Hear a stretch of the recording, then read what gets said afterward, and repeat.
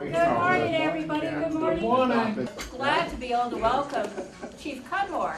You know who we all know, but it's really but it's just nice to be able to have you come back and talk with us in your new role and to talk about some of the things that you're working on. And I know he's going to have some time to be able to answer some questions as well.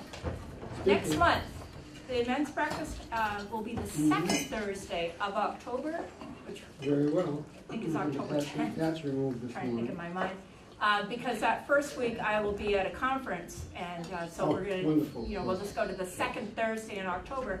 And Reverend Boylan, from Byfield Parish, who's a local historian, will be our guest speaker. So we'll give you all a call just to remind you, because when that conference falls that first week, I usually wait and do men's breakfast the second, because it's a lot to ask somebody else to do. So don't worry, and then we'll be back to our usual schedule in November. So I just wanted to do the heads up.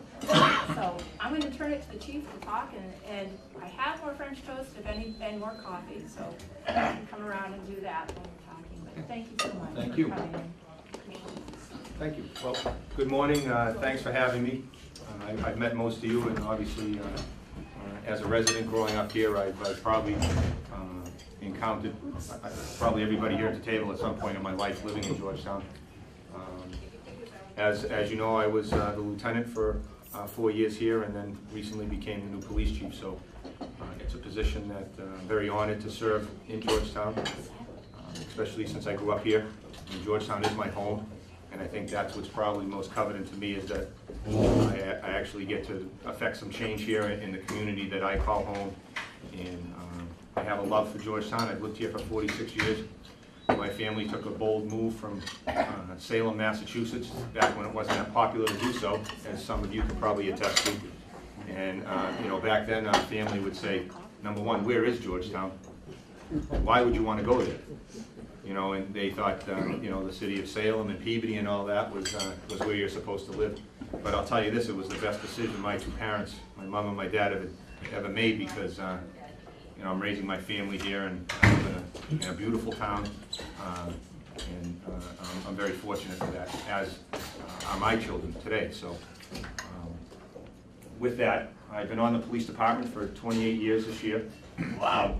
And the unique thing is that I've unlike the previous chiefs, I've served in every role at the police department. When I was first hired, I was a reserve dispatcher as a 20-year-old college student, and then very quickly became a reserve officer that year, and have moved up the ranks since then, serving as a full-time patrolman, a master patrolman, the sergeant, the administrative sergeant, a lieutenant, second in command, and now as the chief. So that lineage for me is probably what I'm most proud of. So, and along the way, I've been able to make some change in those roles and capacities, so that I can bring forward my plans and my visions for the police department as the new chief. A couple of immediate changes that I made for the department. I did not replace my lieutenant's position. I felt that I wanted another officer out on the street, and I assumed the duties that I had then with the duties I have now. So it keeps me busy, but I find that less administration is good.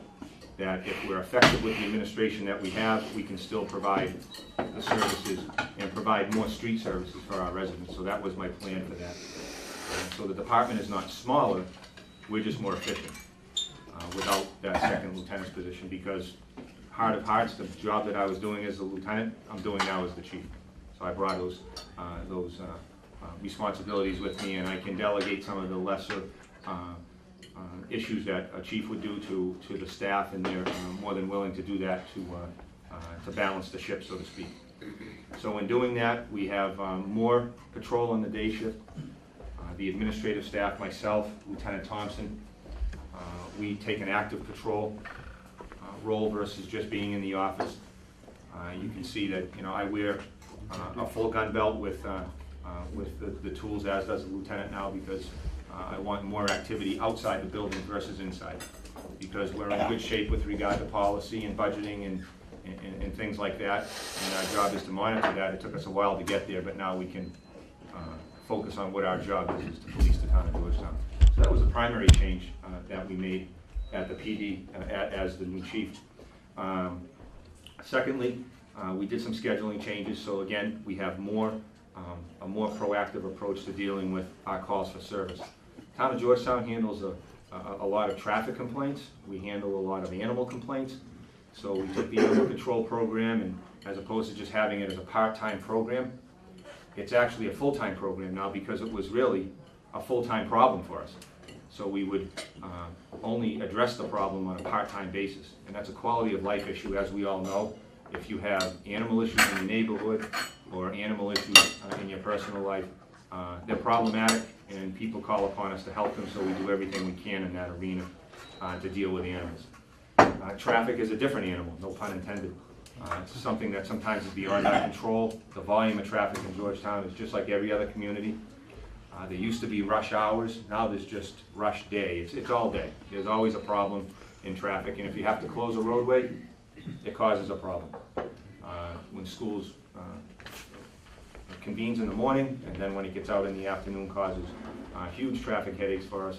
The roads are only so wide, the parking lots are only so big, so it's a challenge for us every day. We do the best we can with it, and enforcement is a challenge. So we attempt to address the hotspot, so to speak, and with some more folks out there on the road, we hope that we can at least make an impact. But some things are just beyond our control with traffic. If you look at our roadway system and you look at our parking lots, there's nowhere to park and there's nowhere to drive when the roads are full. So it's a challenge for all of us in every community around us. So we're taking an aggressive approach with that. I also added a detective's position inside the police department. All these changes, by the way, were budget neutral. It doesn't cost us any more money. We just reallocate and redirect our funding elsewhere so that it doesn't increase the police budget. The budget remains the same. We just reallocate our resources and our funding. But that detective's position was needed only because of not necessarily an increase in crime, but an increase in activity, overall activity. The town's more populated. There's just more activity socially today than there was when I first came on this job, as you're probably all aware. Social networking, identity theft, and all those things strain the regular patrol officer's day with calls for service that follow-ups required. So another detective was added so that we have a skill set out there to help our residents. And probably the biggest change that I've tried to make in the last 60 days is trying to use technology more to our advantage. We've made some technology changes. The town is working on a technology advancement program as well. We need to upgrade our servers. We need to upgrade our technology. As we all know, some of you probably have computers, if not all of you. Me. The lifespan of a computer today is about 3 years. I mean, that's only 36 months. So you invest X amount of dollars into your technology plan, and within 3 years, you already have to start thinking about replacing those units. And with challenging budgets and so forth, technology is a huge challenge for us. We attempt to use grant funding to help us with that, but as the economy wanes, so doesn't grant opportunities. So we have to be as diligent as possible to keep up with the technology, because if the police are falling behind in technology, how are we supposed to be able to chase people that have advanced technology? So we're using tablets. We're trying to incorporate tablets so that we can have instant access to technology for scheduling, emergency management services, and investigations. So you'll hear that cropping up in our budget to keep that technology moving forward. We have to talk about it every day. Every day that goes by, something is falling behind in technology. So aside from the traffic issues and the animal issues and the crime issues, probably one of our biggest issues is trying to keep our technology as advanced as possible so that we can serve our community appropriately and get the information that we need. The platform of communication changes every day. I mean, there are some things that I hear. I have 2 daughters, and they keep me abreast as to what's going on out there with communication with both the youth and in business today. And I'm fascinated with the fact that I think I know pretty much where I need to be, and then I wake up the next day and something's changed, and I got to think about that again, because now what I knew yesterday I need to know something differently today. So that's always a challenge for the police department and law enforcement in general. So if you have issues relative to the internet and crime and the like, as we have spoken before, reach out to our police department, reach out to the officers, they can help you. Most of the officers are pretty well versed in computer technology, but it's like everything, you know, we're learning every day too. So we could eventually stumble upon something that's new that we need to be updated with and deal with the changes. As far as senior relations, we do have a couple of officers who specialize in senior relations, just like we do in the juvenile end of our population. And if you need some help or assistance, feel free to give us a call. We try to do everything we can to help not only, you know, this complex, but our senior community in the town in general. So without rambling on, that's just basically a summary of what the last 60 days has looked like. So I think that's probably enough change until we put some of those plans in place. And I'll answer any questions, concerns. There is one thing, and Charlie was kind enough to remind me for the cable viewers that West Street is closed. West Street, which is off of Andover Street across from our country club, the Black Swan Country Club. That roadway is closed because of a culvert repair, and that roadway will be closed for about a month. And it's caused some concern we have 5 residents who are on the other side of the bridge, so they've become an island with the town of Groveland. But we have mutual aid pacts with that town for both emergency services and police services. And we rest assured that they're very well taken care of. We know they're out there, and if we need to have an emergency response out there, we have provisions in place. We have agreements on the fire, EMS, and the police side to make sure that our residents are safe and will not have any concerns. It'll just take us a little longer to get there. Yes, sir. I had sort of 2 areas I wish you to address. One, the violence that has taken place in high schools and particularly schools across the country. Mm-hmm. I know in some cases we actually have police stationed at some of these areas, depending, I'm sure, on how violent the area is and how Georgetown, you know, addresses something like that. And the other area was on numerous scams that are taking place over the internet, and how you try to avoid those, or particularly the elderly, I think, Sure. are more susceptible because they kind of believe or are more trustworthy of the scam artists. Well, the first issue with regard to the schools, I have a very good working relationship with the superintendent of schools. Not that the previous chief did not, but I have a very personal relationship with the superintendent. She and I are in constant contact. She can call me 24 hours a day, as do I with her. And my plan right now is I've applied for a Department of Justice School Resource Officer grant, which I did in 2004, and we did receive that grant. We were one of 5 communities that did. However, in 2009, it was a very tough year budgetary for the town of Georgetown. We lost the position after it was funded by the grant, and so that reduced the full-time staff of the PD. And I've reapplied for that grant because of that plight in 2009. So I used that as my my funding need, is that we had it and we lost it. So we'd like the federal government to help us reestablish it. And you're absolutely right that we did have an officer in the school full-time, and then we instituted a program, thanks to some funding from the town and also from the school, to have a part-time presence in the schools. As of right now, I don't have any funding for a consistent presence in the schools, but reallocation of manpower has allowed me to put that other patrol officer on. And obviously their focus is the school district during some of their patrol activity. And my hope is that we get that position back. If we do not, then I will have to go back to the drawing board to see if I can put some type of presence in the schools. And the violence inside the school district is a national issue. The good thing for Georgetown, and I think why the town is attractive and why I love the town of Georgetown, is we've always been very independent. We have our own school district, we have our own fire department, we have our own ambulance service now. We have our own everything. Georgetown's kind of a town that is independent in nature. We have our own communication center. We're not part of the regional communication center. So if you were to call a PD, there is an absolutely 100% chance that the person that you're speaking to, you've either met before, you've seen before, you've spoken to before, and then the people that respond to your homes, same thing. So that keeps us, our level of safety is in my opinion, as opposed to the regionalization of services, is much more defined because of our active involvement in the community. If, for example, you called 911 and a call would bounce to a 911 center, that call could be taken from somebody who's in Framingham or Middleton. They wouldn't even know, you know, that Pete's place is 30 acres and it's a farm. They just know there's an address, you know, but your officers and your people that are employed in the communication center today, they're familiar with the town.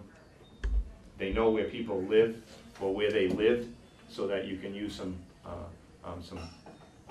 of that knowledge to have a unified response if you need it. So I think our working relationship with the schools is a crime prevention and a problem prevention model because of our independence. Unlike a regional school district where you need 2 or 3 police departments to work with the superintendent's office and a 14-member school committee, I mean, it's a very challenging set of circumstances to deal with. In Georgetown, we deal with our school committee, our superintendent, and our police chief. So we're able to prevent problems very early on.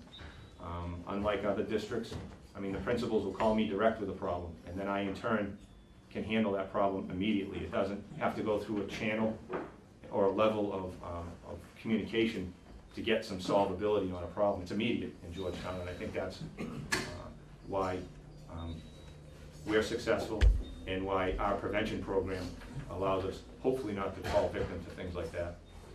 Your second question relative to the internet falls back to the technology part that I just had addressed. There are scams every single day. Our firewall's been broken with scams. And we have a pretty tight firewall, as you can imagine, with the town. And our advice to people with regard to computers, I mean, when they're working, they're wonderful. I mean, everything's great when your computer's working and you're doing, you know, you're doing your business or you're doing your personal thing on a computer. It's great. When problems occur, though, it's exacerbated 10 times and tenfold because, number one, you don't know what's happened, and number two, you don't know if it's real. So now you don't even know if you're in the realm of reality because you don't know if you're dealing with a scam or you're dealing with a legitimate situation. So it is challenging. And software, you know, wherever you buy your computers, software is critical. A lot of people will not spend the money on the firewall and safety features of the software programs. They'll pay for the hardware and they'll pay for the computer, but they won't take that extra step and pay for that additional firewall protection, those antivirus protections, because I equate vandals on the internet like a vandal who throws a rock through a window. There's absolutely no, I mean, there's nothing that, except for the joy of the person who did it, they just do it on the computer. I mean, when a virus is sent out and blows up 20,000 computers, I don't know what they get out of that, but it must be the same joy as a vandal who breaks a window, I don't know. But it's electronic vandalism is what it is. Except it's anonymous. You just can't drive and respond to the call and try to find the bad guy, because the bad guy could be 3 continents away. So, you know, there's little we can do. The second piece of that is anyone that sends anybody any money and you don't know why you're sending it, and it's not to a family member, you shouldn't do it. You should just stop and not do it. Because once you hit the enter button, the money is gone.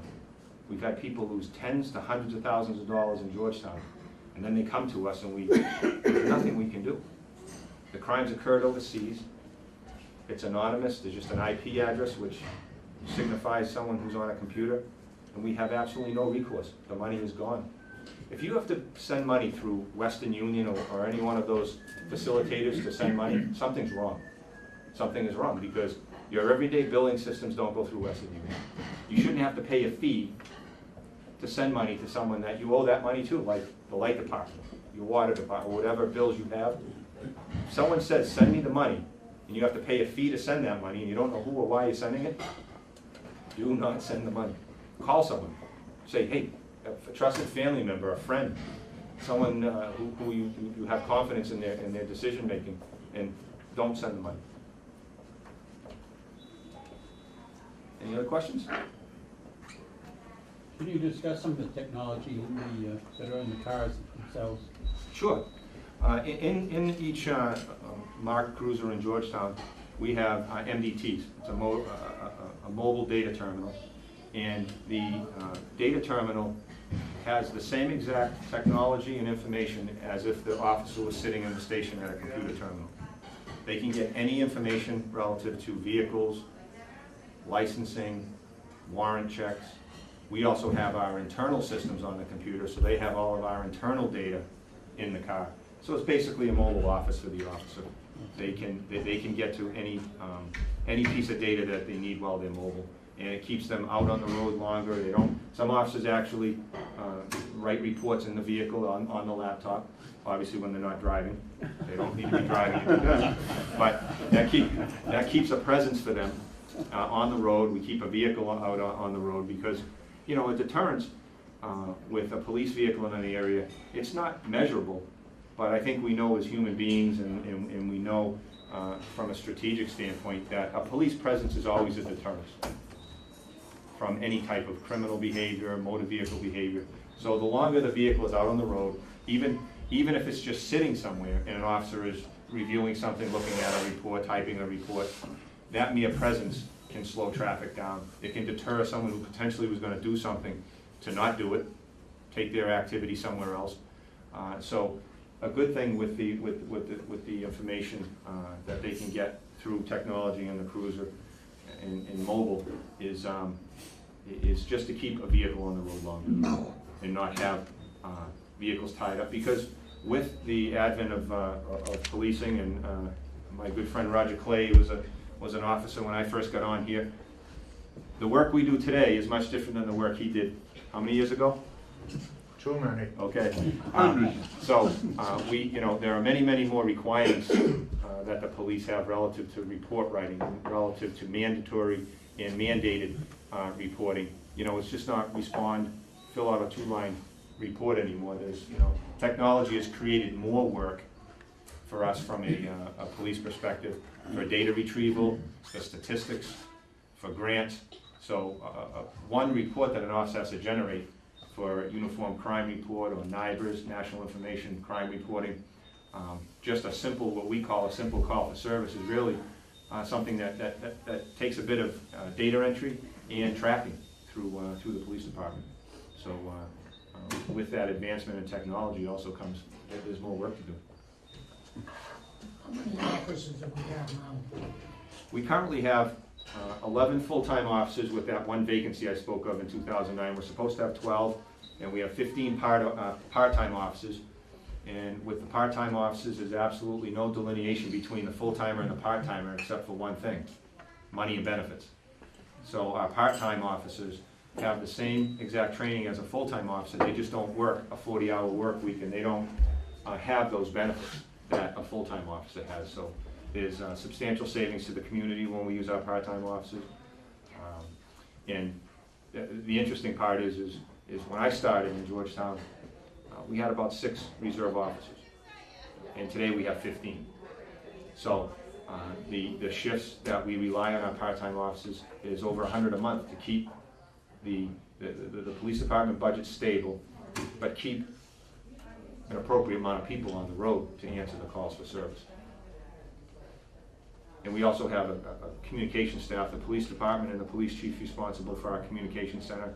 There are 4 full-time employees, civilian employees, that staff the communication center, and the 15 part-time officers backfill that on a part-time basis. So the person that you come in to see the dispatch in the dispatch center, if it's not a full-time dispatcher, it's a part-time police officer. They're just in civilian clothes. We duly train them so that we don't have to have an additional staff of people to run the communication center. We use our reserve staff in that dual capacity. It saves money, it saves duplicity in training. So it's a program that's really worked for us in the past, and we hope to move it forward. But Georgetown's growing, everybody knows it.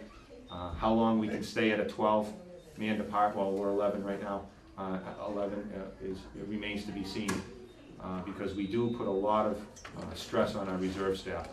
They have full-time jobs in addition to working here. So when we call them into work, they've already worked their full-time job, and they come in and will do shift work for us to cover our full-time staff when we're not there. So we have to look at that. You know, I have to create a 5-year plan for the town of Georgetown, keeping in mind that it's my tax dollars too, because I live here. And everything that I add to the police department exponentially will actually add to my own expenses at home. So I do have a vested interest in reducing cost and trying to keep the police department as functional as possible at the best level of service, but the cheapest way possible too. So I think that's good for me. I think it's good for the department. It's good for the community that I live here. I have a vested interest in a stake here, so I have to be part of the solution.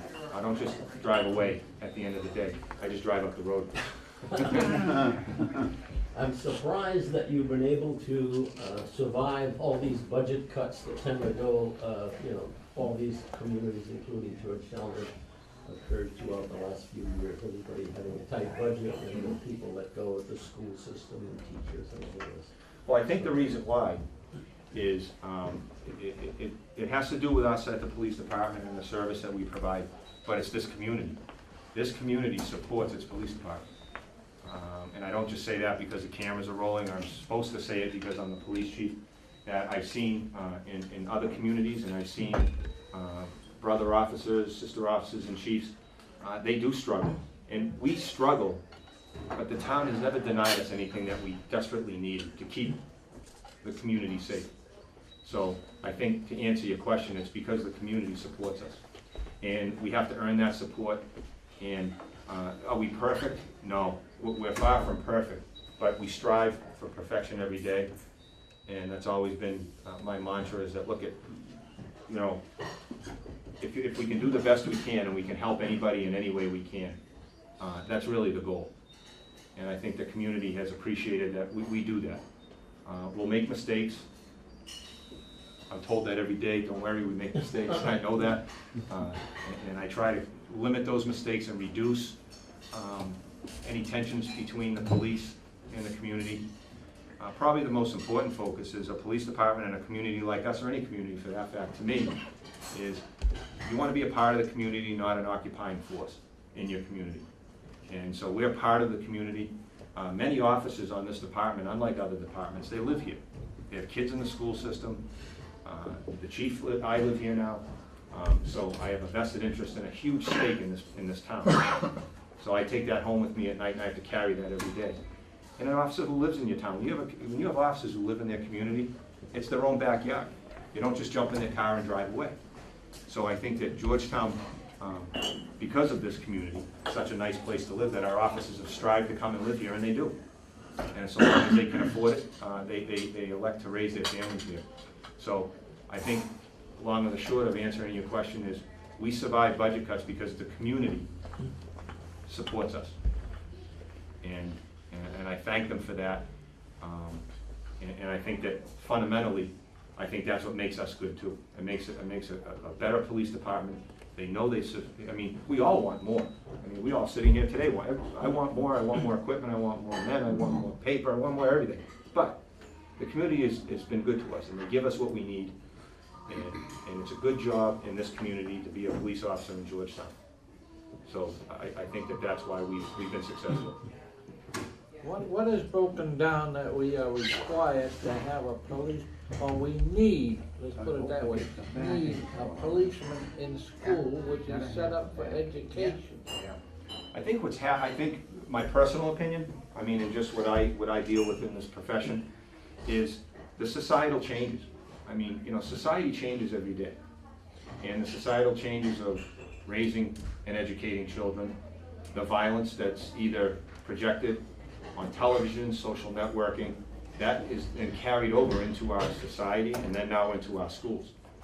So whether it's a problem, a deep-rooted problem with society in general, whether it's a national issue or a local issue, violence spills over everywhere. And is society more violent today than it was in the 60s? I don't know. I see some films on it back in the 60s and 70s that you shake your head at too, that things that were going on. So, I mean, a historian would probably be better to address the historical perspective of, is society more violent today than it was years ago?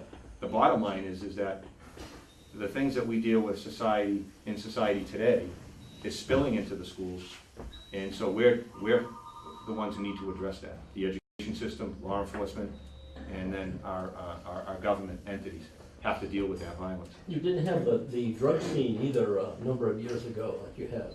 Years ago, I know we used to grab a 6-pack of beer and sit down and the guys would get together and have a few beers. Mm-hmm. Nowadays, it's Molly and all of these other Right. strange drugs that's causing a lot of violence. And I think too that, you know, If a there's guy needs a fix, you know, he's gonna do whatever it is to get the money to do. yeah, and there's an open society, unlike years ago with technology and communication, and technology, the creation of drugs. They can actually create these drugs. So I think that that's changed from a time when you grab a 6-pack and go have some fun. You can manufacture things today that you couldn't manufacture years ago.